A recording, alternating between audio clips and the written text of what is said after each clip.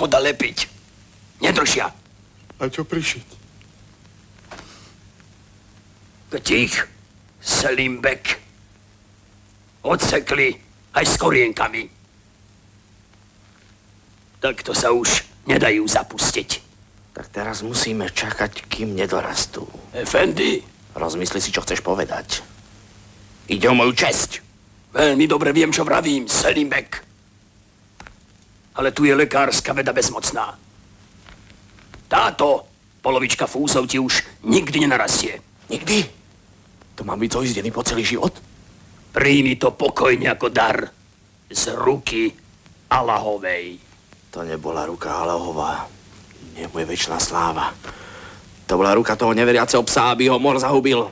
Ale ja ho nájdem a pri hlave prorokovej prisám, že mu nielen fúzi, ale aj uši, nos a celú hlavu obsekám.